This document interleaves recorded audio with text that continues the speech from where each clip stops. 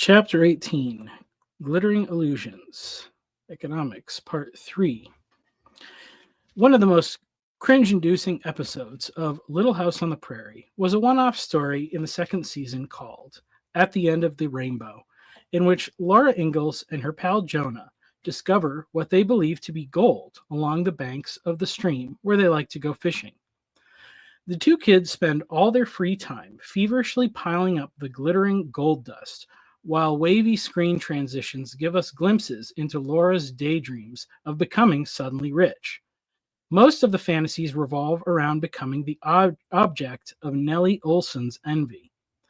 Of course, the children's dreams are shattered as the banker tells them that all the bags of treasure they have worked so hard to collect are worthless iron pyrite, also known as fool's gold. The reason we cringe at this silly tale is because for most people it is quite relatable.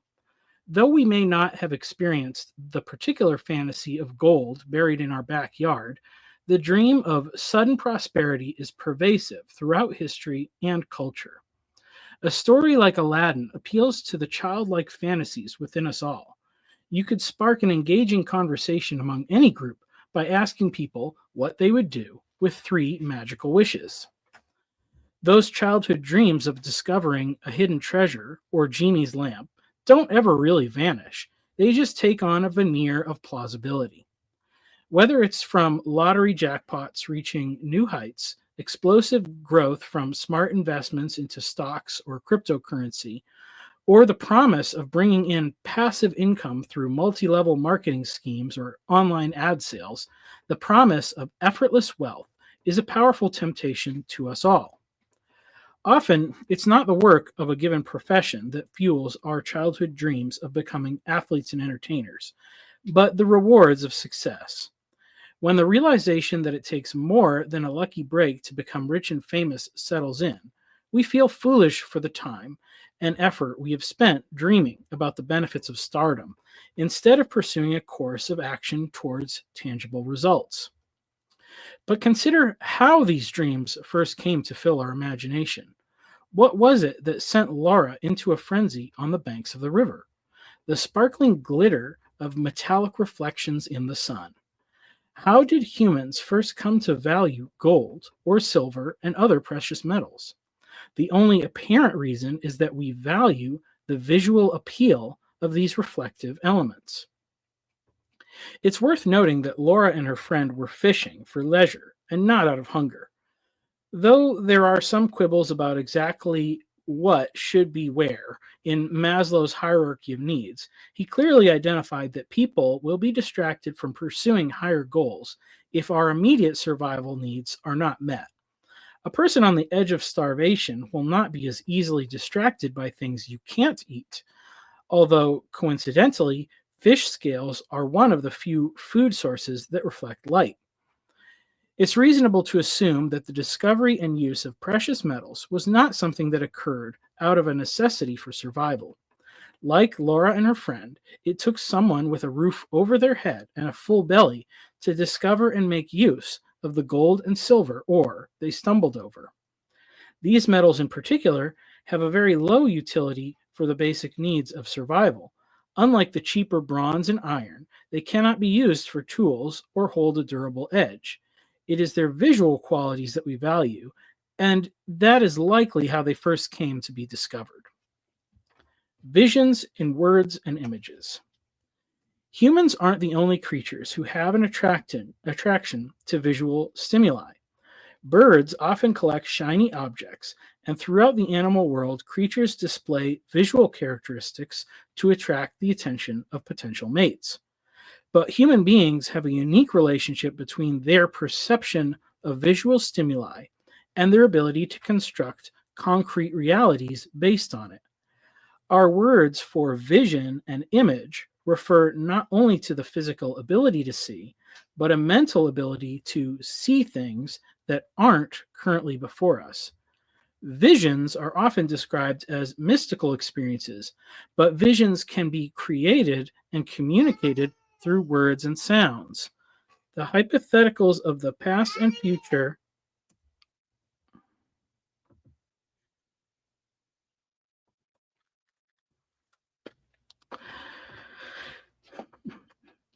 Visions are often described as mystical experiences, but visions can be created and communicated through words and sounds. The hypotheticals of the past and future are easily imagined by the observations of our other senses. Even as you read this book, your brain perceives the sound of words by looking at the symbols of the letters, and then provides meaning to those words that can be visualized as objects in the physical world. Without a picture, you can still imagine the discovery of something shiny reflecting the light of the sun among a landscape of rocks and gravel, as someone discovers a vein of silver along the cracked facade of a stony hillside. These powers of vision and imagination are incredible tools that have helped humans survive and thrive in places where nothing else can seem to live. The ability to communicate and translate vision to sound, symbol, form, and movement from the mind of one person to another and back is our most profound ability. We call the things seen and translated ideas, things that have some kind of reality in our mind, even if we never share them or create something from them. The imagined source of the English word idea comes from an hypothetical language called Proto Indo European, a language that may have never been spoken or written outside the imagination of linguists, but which seeks to find common roots that connect the sound and meanings of similar words in various spoken languages. Ideas may have been widicia, from the root wide, to see, and from which we also gain the word wise for those who have wisdom. A wise man or wizard may also be called a seer, one who sees or has visions. The ability of the one to see first what could be or will be is an almost supernatural ability. To speak the true vision makes one a prophet, or as they were often called, a magician. This ability did not require contact with spirits or demons. Those who studied the stars in the heavens could see patterns in time and space. This was the skill learned and practiced by the wise men, or magi, who came from the east to find the young Christ. These things were not antithetical to the purposes of God. They were created by him and have been present since the first week of creation. And God said, "Let there be lights in the expanse of the heavens to separate the day from the night. And let them be for signs and for seasons, and for days and years. And let them be lights in the expanse of the heavens to give light upon the earth." And it was so. And God made the two great lights, the greater light to rule the day, and the lesser light to rule the night, and the stars. Genesis 1:14 through 16. The pattern of creation is one of unfolding differentiation. Things expand and grow, revealing new patterns that reflect the ones that came before. This fractal imagery is present in the trunks, branches, and leaves of a tree, the splitting of rivers, or the jagged image seen behind our eyelids when we witness a flash of lightning. The magical elements of these patterns appear to us when we witness the novelty of the later stages without seeing the unfolding path. We are struck by the vivid color of a flower found in the wild because we failed to notice the slow transition from the tiny green buds to its unfurled form. This is where the evil aspect of vision and imagination begins to arise. It is the shortcut that seeks to bring about fulfillment or maturation of nature without respecting the long unfolding process. Among those who seek to exploit this process, the author Alan Moore is unusually honest in recognizing the nature of these abilities. He articulates their usage and development. There is some confusion as to what magic actually is. I think this can be cleared up if you just look at the very earliest descriptions of magic. Magic, in its earliest form, is often referred to as the art. I believe this is completely literal. I believe that magic is art, and that art, whether it be writing, music, sculpture, or any other form, is literally magic. Art is, like magic, the science of manipulating symbols, words, or images to achieve changes in consciousness. The very language about magic seems to be talking as much about writing or art as it is about supernatural events. A grimoire, for example, the book of spells, is simply a fancy way of saying grammar. Indeed, to cast a spell is simply to spell, to manipulate words, to change people's consciousness. And I believe that this is why an artist or writer is the closest thing in the contemporary world that you are likely to see to a shaman. End quote. I don't know exactly where the quote originally came from, but it was easy enough to find by Googling Alan Moore and magic, and I copied the text from Goodreads. End of footnote. I cannot claim to be doing anything different in writing this book, although I would say that the ideas I am trying to convey are designed to bring us back to the good path from which we have strayed. But to discover the nature of our own errors, it helps to study the mistakes of those who have failed before us. When we read the description of God filling up the night sky, he speaks about far more than the physical origins of stars and planets. We still hear some poets calling these objects heavenly bodies, denoting a spiritual element and a personal element. Their purpose is to give signs, symbols with information to be discovered and understood, of day and night and seasons, but also the patterns of ages and epochs. Knowledge of the stars could give weight to the words of a seer, but the symbols themselves were seen as powers and authorities. Our names for the planets are the same as those of the Romans, but they saw them not only as heavenly bodies, but as the bodies of powerful gods. Jupiter as the king of the gods, Uranus as the god of the sky, Saturn as the god of time, Neptune as the god of the seas, Mars as the god of war, Venus as the goddess of love, and Mercury as the messenger of the gods. Not only could the celestial position of these heavenly bodies affect the fates of men, but the deities could also take on forms of flesh and meddle in the terrestrial affairs of humans. To disregard the history and mythology of the past is to make a critical error. For even if one is skeptical about the reality behind the gods, the practitioners of the arts built a real world designed to be inhabited by such spirits. The art and architecture, the poems, plays, and songs all bear testimony to the ambitious projects of the ancient world. The stories found within those ancient scrolls give us even greater insight into the order of society. Every aspect of life, from food and clothes to political systems and urban infrastructure, were all powerful signs and symbols in a deeply interconnected worldview. Almost every concept was a god, with a home and a body, a history and a story, but they were also powers and moods and spirits. We have separated the bodies of the gods from their persons and their souls, but we have not stopped our practices of honoring and imitating them. Their power has not waned, but grown. As Christianity has faded from the cultural conversation, other spirits have filled the void. Disentangling the knotted meaning of ancient gods, words, images, and concepts is crucial for understanding our own time and place, as that world mirrors the chaotic nature of our own. What is the image of silver? The silver industry was so important to the city of Ephesus, that the mere mention of its potential disruption was enough to cause a riot. The earlier destruction of many books on magic by the converts to Christianity had begun to make the silversmiths nervous about their own ability to sustain a profitable business.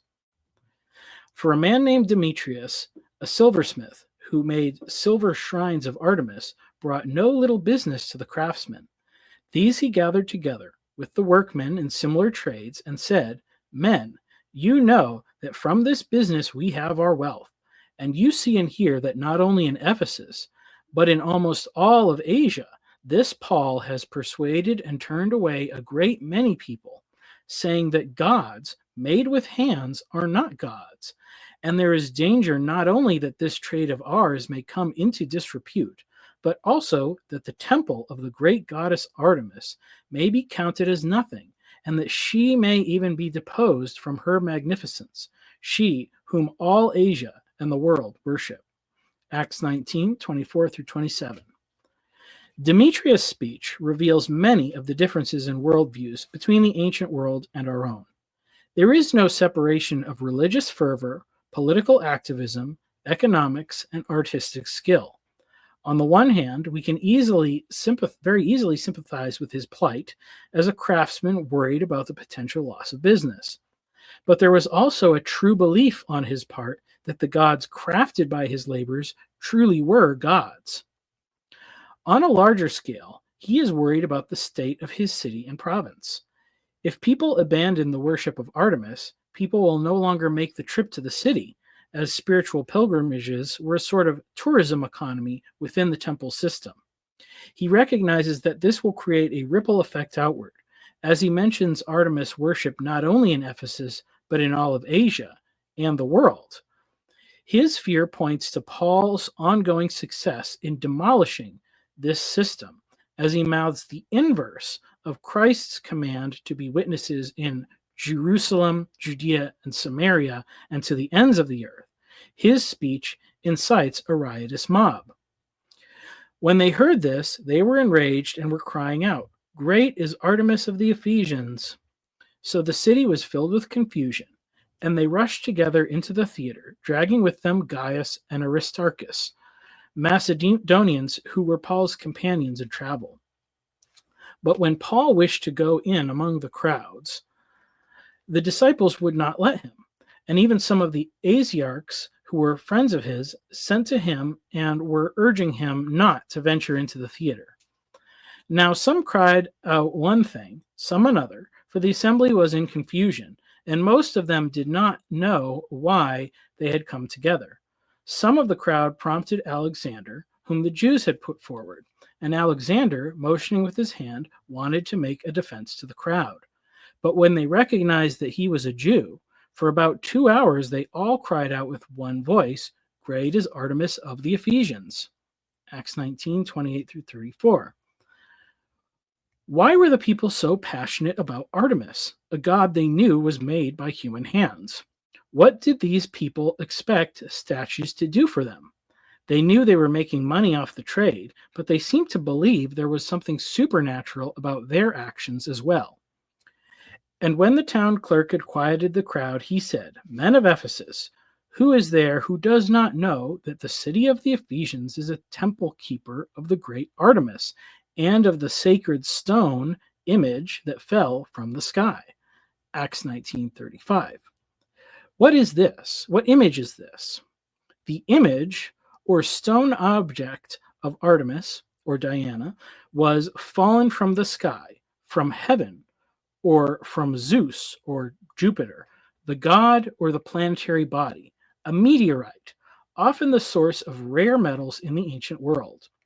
Whether this image was made of stone or metal, the crafters made the image of Artemis in silver to promote the fame of their goddess and spread her likeness around the ancient world. The disruption caused by Paul through his message of the gospel was threatening to destroy a whole system of religion and economics. The Roman imperial cult. To understand the microcosm of the economics in Ephesus, we should examine the broader context of the Roman Empire and the freedoms and restraints afforded to vassal provinces like Asia and Judea. The scribes and the chief priests sought to lay hands on him at that very hour, for they perceived that he had told this parable again against them, but they feared the people. So they watched him and sent spies who pretended to be sincere, that they might catch him in something he said, so as to deliver him up to the authority and jurisdiction of the governor. So they asked him, "Teacher, we know that you speak and teach rightly, and show no partiality, but truly teach the way of God. Is it lawful for us to give tribute to Caesar or not?" But he perceived their craftiness and said to them, "Show me a denarius. Whose likeness and inscription does it have?" They said, Caesar's. He said to them, Then render to Caesar the things that are Caesar's, and to God the things that are God's. Luke 20:19 through 25. In the ancient world, fame was a much rarer commodity than it is today. Yet one man's face was known far more widely than any other's, the image of Caesar. His profile circulated around the empire on the face of silver coins. Coins bearing the image of gods and kings were not new. It was a custom developed in Anatolia 7 centuries before the time of Christ. But the Roman Empire took it to another level. Footnote: the custom of striking coins as money began in Western Asia Minor in the 7th century BCE. Greek tradition and Herodotus credit the Lydians with being the first to make and use coins of silver and gold.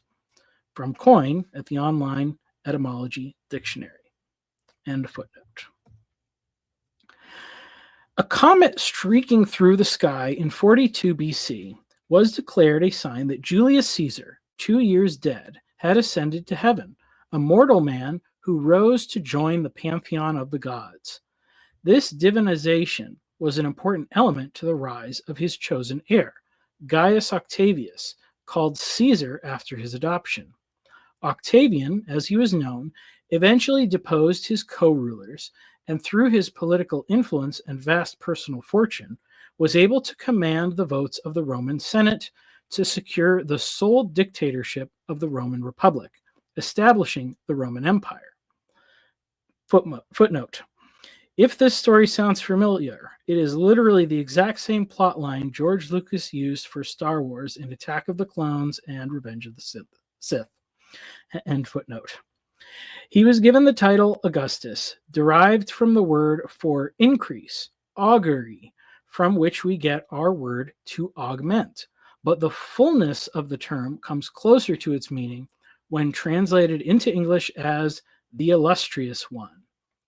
Caesar was an embodied image designed to make clear the power and glory of the empire. Our modern usage of the term illustration refers to drawings that correspond to the text, images that bring clarity and understanding to words. They make the meaning of words glow. But the fuller sense referred to something as a source of light, like the face of a god. Illustration was more than just a drawing. It was a shining, a manifestation, a spiritual illumination. Footnote from the online etymology dictionary. From Old French illustration, apparition, appearance, and directly from Latin illustrationum, nominative illustratio, vivid representation in writing, literally an enlightening, from past participle stem of illustrare, light up, make light, illuminate, figuratively, make clear, disclose, explain, adorn, render distinguished. End footnote. All of these terms were meant to be embodied in the form of the man, Caesar. In the imagination of the citizens and subjects who held his coins in their hands, to see Caesar would have been like seeing an angel or a god. Unlike the statues inside temples, Caesar could breathe and speak and act. His flesh could be touched and his voice heard. He was a moving image, and the title Augustus was a signifier not just of his future path to apotheosis, but the reality of his incarnation as a deity. Augustus styled himself as Imperator Caesar Divi Filius, Commander Caesar, son of the deified one.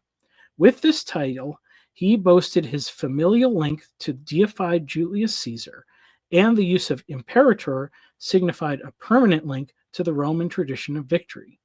He transformed Caesar, a cognomen for one branch of the Julian family, into a new family line that began with him. The reign of Augustus established a new religion based on his uncle's ascensions to the place of the gods, the Roman imperial cult. where the former Caesar was worshipped as the embodied spirit of the power and majesty of the Roman Empire, while the reigning Caesar served as Pontifex Maximus, the highest priest of the imperial cult. From this point on, when one Caesar ascended to the heavens, the image of another Caesar would appear on the newly minted coins. The Roman Empire minted not only new coins, but new gods as well. Render unto Caesar. The Pharisees and many other factions chafed under the power of the Romans, for although they had a special dispensation to abstain from the worship of the emperor and the freedom to worship the true God, this privileged circumstance was only permitted at the convenience of Rome. This made the God of the Israelites, who was the creator of heaven and earth, in essence subservient to the imperial cult. When they asked Jesus if they should pay taxes with the blasphemous coin of the Romans, they were, in essence, asking if Jesus would support the various rebellious factions in Israel. Many of these rebel groups felt that Roman authority was a violation of God's promise to King David. And I will make for you a great name, like the name of the great ones of the earth, and I will appoint a place for my people Israel and will plant them, so that they may dwell in their own place and be disturbed no more. And violent men shall afflict them no more, as formerly, from the time that I appointed judges over my people Israel. And I will give you rest from all your enemies. Moreover, the Lord declares to you that the Lord will make you a house. When your days are fulfilled and you lay down with your fathers, I will raise up your offspring after you, who shall come from your body, and I will establish his kingdom. He shall build a house for my name, and I will establish the throne of his kingdom forever. 2 Samuel 7, 9 through 13. The Pharisees did not ask Jesus this question because they were concerned with Roman rulership. They were simply asking as a means to trap Jesus. If he said no, they would have simply turned him over to the Romans as an insurrectionist. However, if he said yes, they could accuse him of supporting the blasphemous Roman gods and endorsing a potential violation of the second commandment. The Roman coin was not accepted by the priests in offering to the Lord, so money changers were necessary in the outer courts of the temple in Jerusalem. Here, the denarii could be exchanged for a Tyrian shekel, a coin that still bears an image. Some coins were only representative of the human authorities of Tyre, but others bore images of their own gods, such as Melkart. Jesus exposes two interesting facts through this exchange. First was that the Pharisees did not truly object to the use of pagan coins on the basis of the law of Moses, as they had them on their persons, and neither did Jesus condemn them, though he seemingly never carried coins himself. Footnote: the other incident regarding coins is found in Matthew 17, 24 through 27, where the coin in question is the type required for the temple. When they came to Capernaum, the collectors of the 2 drachma tax went up to Peter and said, "Does your teacher not pay the tax?" He said, "Yes." And when he came into the house, Jesus spoke to him first, saying, "What do you think, Simon? From whom do kings of the earth take toll or tax? From their sons or from others?" And when he said, "From others," Jesus said to him, "Then the sons are free. However, not to give offense to them, go to the sea and cast a hook, and take the first fish that comes up. And when you open its mouth, you will find a shekel. Take that and give it to them for me and for yourself." Jesus' reason for choosing to pay is to not cause offense, which is also likely the reason why he does not handle the coins personally. They did not bow down to the coin or worship its image, at least not outwardly. Secondly, the Pharisees were not necessarily offended by the Romans for their taxes or currency, but what they truly resented was the power of the Romans over the people. Jesus tells them to give the coin to the god, Caesar, whose image and likeness it bears. But in telling them to render to God the things that are God's, he points us to ask the question, what is made in the image and likeness of God? Not silver coins, but human beings. Formed, conformed, deformed, reformed, and transformed. How does someone give to God what is God's? Though many have given their lives for the sake of others in martyrdom and heroic sacrifice, that is not the primary way to give to God, nor is it through the offerings of money or through burnt offerings. When a man is created in Genesis, it says he was formed from the dust of the earth and filled with the breath of life. God used the raw stuff of creation, non man, and formed it into man, a vessel to hold his spirit, and he filled it. This pattern follows the same steps as the creations of the heavens and the earth, and it's the primary means in which humans imitate God to create spaces and to fill them. Our human image is formed according to the purpose God had in mind when he created us, and our shape was determined by the actions of his hands. Our flesh bears his fingerprints. Yet our rebellion against his instructions has caused us to lose our shape. We are like vessels crafted from still soft clay. When we fall, we take on the shape of the environment. Instead of bringing the earth into a state of order, we are flattened to conform to the surface of the ground. In his letter to the community of Christians living in Rome, Paul wrote this command: I appeal to you, therefore, brothers, by the mercies of God, to present your bodies as a living sacrifice, holy and acceptable to God, which is your spiritual worship or rational service. Do not be conformed to this world, but be transformed by the renewal of your mind, that by testing you may discern what is the will of God, what is good and acceptable and perfect. Romans 12, 1 through 2. There is a contrast here between being transformed and conformed. Both of these terms are stems off the more basic form and modify it to different ends. Footnote: although the Greek words here are not based on the same root as they are in English, both words do refer to a change in the form of things. To return to Christopher Alexander's definition, the form is the solution to the problem. The context defines the problem. To form is to create or make something for some purpose, the telos, to fit a context. Transformation is to change one thing into another, here based on the Greek metamorphosis, the word used to describe the process through which a caterpillar transforms into a butterfly.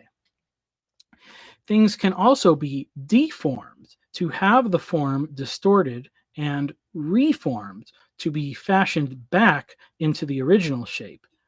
To determine if an item has been deformed or needed to be reformed required something to compare it to, whether it was a real-life model, such as a person, or a prototype or proof.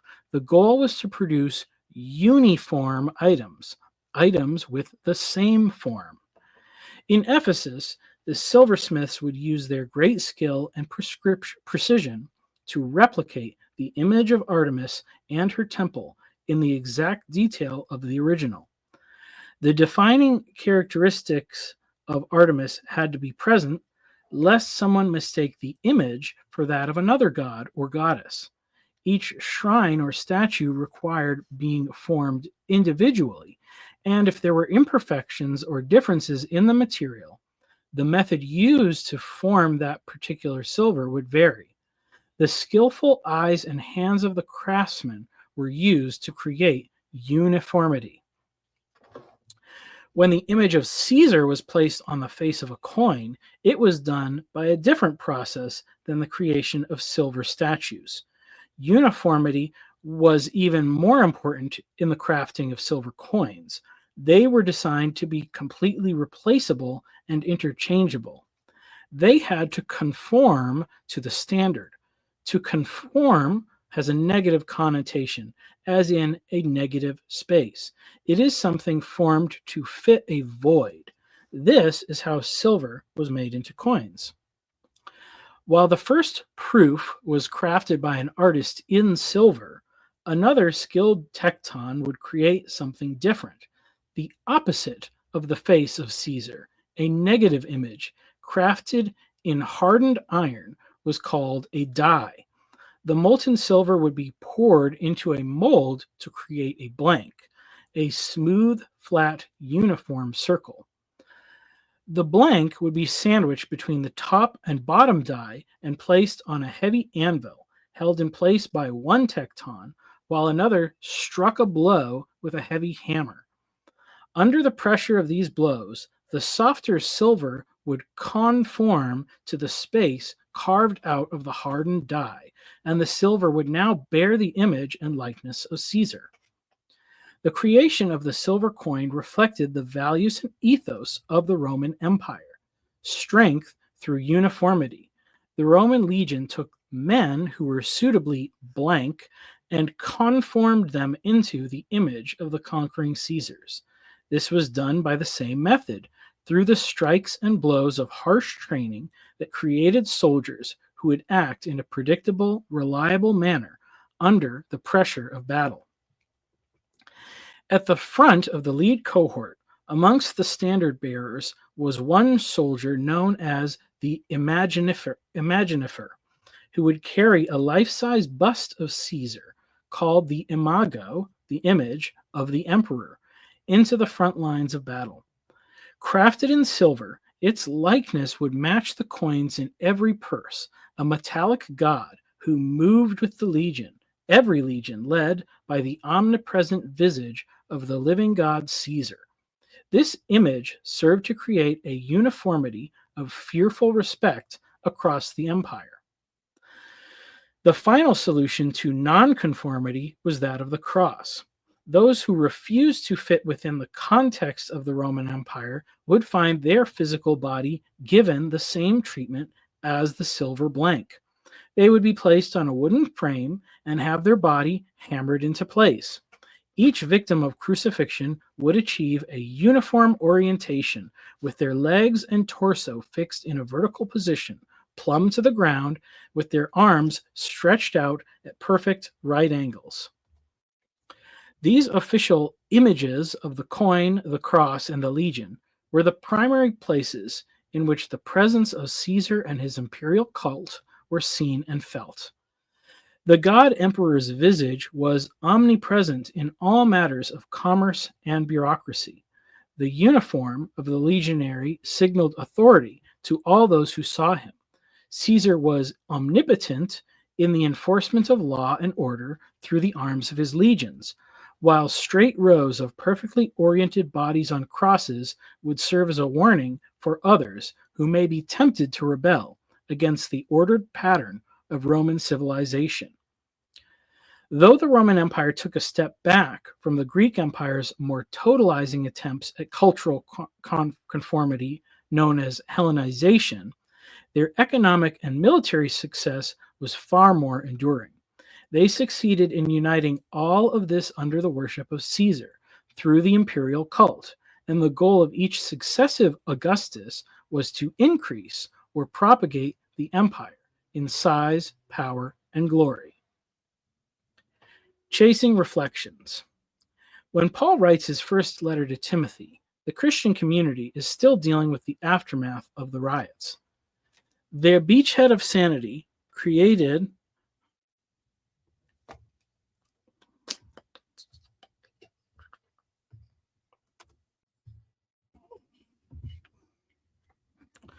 Chasing reflections. When Paul writes his first letter to Timothy, the Christian community is still dealing with the aftermath of the riots. The beachhead of sanity created by the church is still dealing with the power and infrastructure of the old system of antiquity, and the temptation to compromise is strong. Paul gives Timothy a clear warning against appointing elders and deacons who have a love of money, iskrokerdes, which describes a love of gain or abundance. those who like being monetarily rich. This word is translated as both lover of money in chapter 3, verse 3, and greedy for dishonest gain in chapter 3, verse 8. And Peter uses the same word for shameful gain in 1 Peter 5, 2. A letter written to the broader audience of believers in Asia, and the one that almost certainly made its way through Ephesus.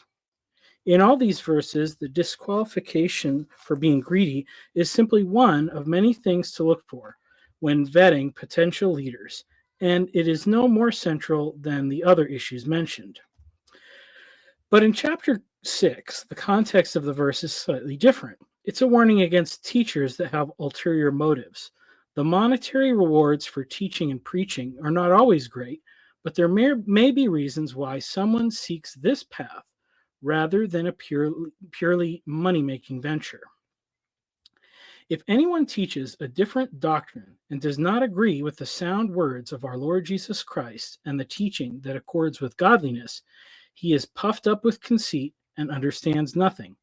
He has an unhealthy craving for controversy and for quarrels about words, which produce envy, dissension, slander, evil suspicions, and constant friction among people who are depraved in mind and deprived of the truth, imagining that godliness is a means of gain.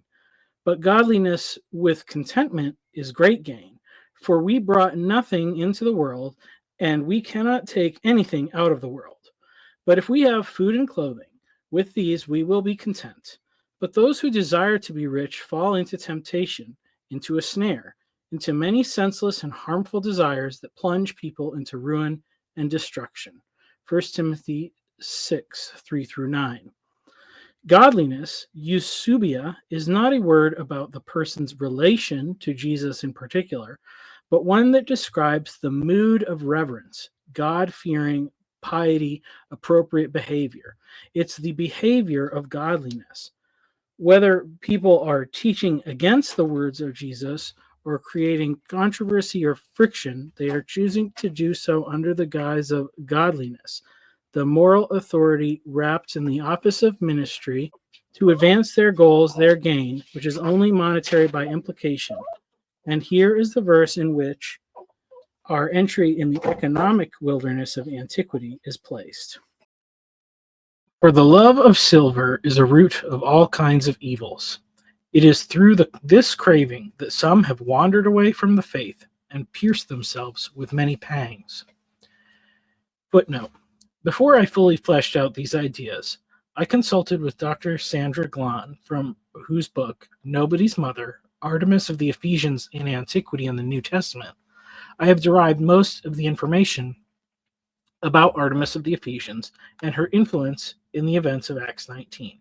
She confirmed that love of silver, while not the usual usage of the term philargyria, was an acceptable translation, and that there may have been a subtle intentional connection between the love of silver mentioned in 1 Timothy 6:10 and the images of silver crafted in Ephesus. End footnote. The material element of silver has many unique qualities that played a pivotal role in the development of civilization. Silver is the most reflective metal, reflecting 95% of visible light. Of all metals likely to be discovered through the visual senses, silver shines most brightly in the light of day. Though it tarnishes over time, newly minted silver coins and statues would dazzle the senses unlike any other metal, even more than gold. This quality led to its use in the creation of mirrors. Highly polished silver would allow a person to see themselves more clearly than ever before. This quality was not only valued in the ancient world, but through the ages following. To counteract the tendency of silver to tarnish and turn black, the metal was bonded to the back of transparent glass. Whether due to the difficulty in creating truly clear glass or the tarnishing of metals, Paul used the metaphor of a mirror as an unclear image. Translators have rendered it both as "now we see through a glass darkly" in the King James, and "now we see in a mirror dimly" in modern English. In either regard, It was not until the late Middle Ages when high-quality silver-backed mirrors could be produced. These items became symbols of the elite aristocracy, and their value could match the price of whole estates. The ability to see oneself clearly fueled an image-conscious society of vanity, not only for women, but also for men. The artistic enterprise of the Renaissance was fueled by the rediscovery of the myths of antiquity, and these stories defined the ideal of beauty. While the Christianization of Europe removed the spiritual aspect of the ancient world, the physical forms and images were given no less adoration.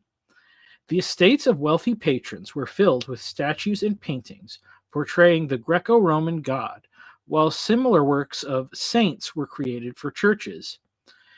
The genius of the artist was the thing to be celebrated, and with the availability of mirrors, these artists began to insert their own image into the works they created. The gods were now portrayed as characters of fiction, but the virtues associated with them had once again captured the imagination of the culture. The desire for the beauty of Aphrodite, the nobility of Apollos, and the wisdom of Athena surpassed the hunger for the righteousness of Christ. Perhaps no story of antiquity better reflected the ethos of that era than the tale of Narcissus. Narcissus was a thespian, the son of the blue nymph Liriope, whom the river god Cephissus had once encircled with the windings of his streams and ravished. The seer Tiresias told Liriope, the first person ever to consult him, Narcissus will live to a ripe old age, provided that he never knows himself.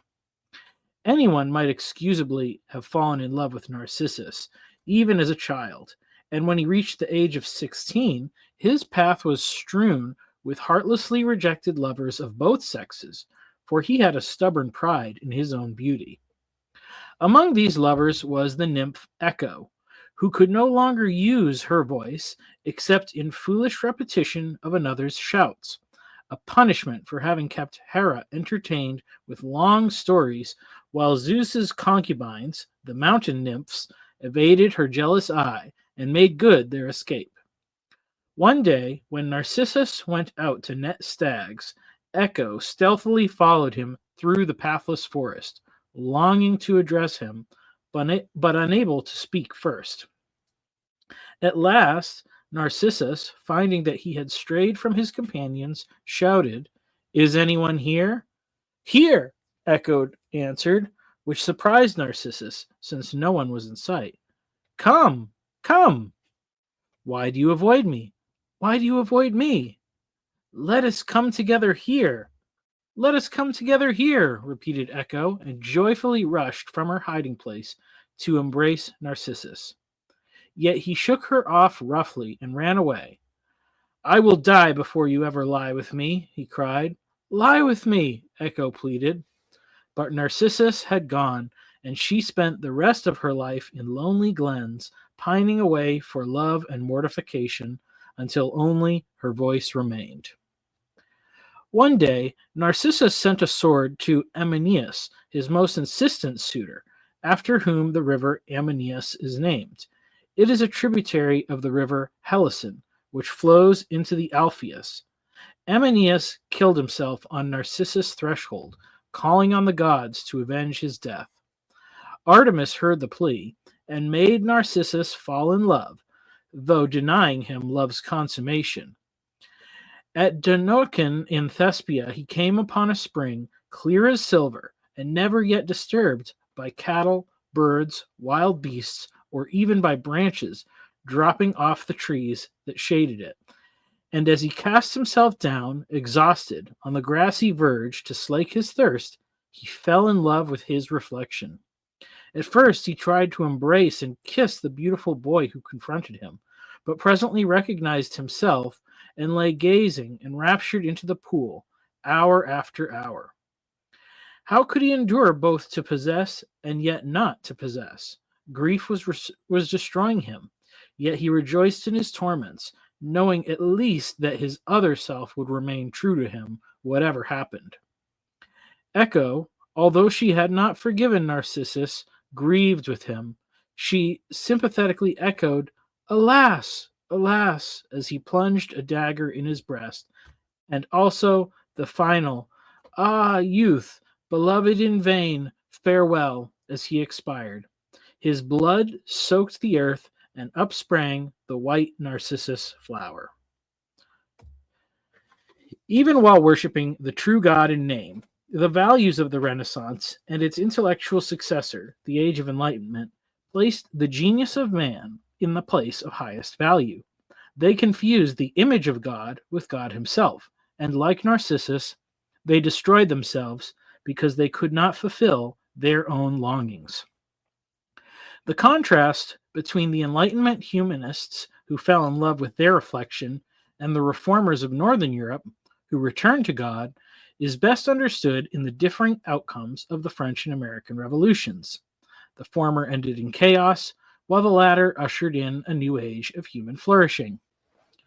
Technological progress came to both streams of culture during the Industrial Revolution, and while we often focus on the developments in manufacturing and production, the influence of another technology may have had an even greater impact on future events, based on another unique property of silver. The New Silver Age. In 1614, an Italian doctor and alchemist named Angelo Sala discovered that silver dust would turn black when left exposed to sunlight. This discovery languished as an obscure fact for most of the next 2 centuries, but the excitement of scientific discoveries in the 19th century fueled an interest in using this curious property to create a new way of making images. By the mid 1800s, reliable methods of capturing images of real life through the chemical properties of elemental silver changed the way we would see the world forever. The photographic age had arrived.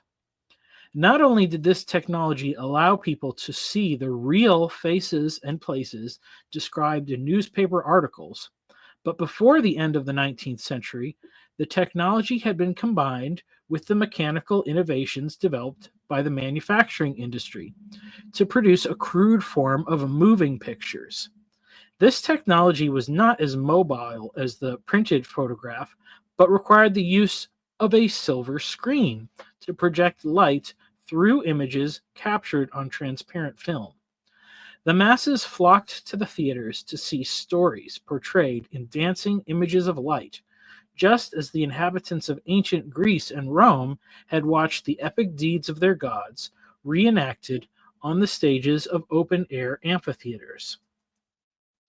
This technology unleashed a power that Caesar Augustus, the illustrious one, could have only dreamt of, and it was put to use extensively through the 2 world wars and beyond. All people saw through the same eye of the camera, from the same angle, the same edit, heard with the same voice narrating the vision. The curious art of magic had returned more powerfully than ever. But this was not the final innovation fueled by unique characteristics of silver. As the 20th century progressed, the reach of communication technology grew exponentially through the use of electronics. Silver is the most electrically conductive of all metals, though the high cost of silver meant that copper and aluminum were used far more widely. Millions of miles of copper wire brought electricity into homes throughout the developed world, bringing the artificial light of incandescent bulbs into the darkness of night. Electricity powered the transmission of electromagnetic waves, carrying messages through the air to be picked up by radios and eventually television sets.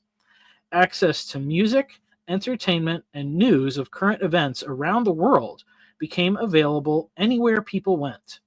The sounds of voices and instruments became ubiquitous at work, in the public square, and at home. The massive leaps in technological advancement continued rapidly through the end of the 20th century and into the new millennia.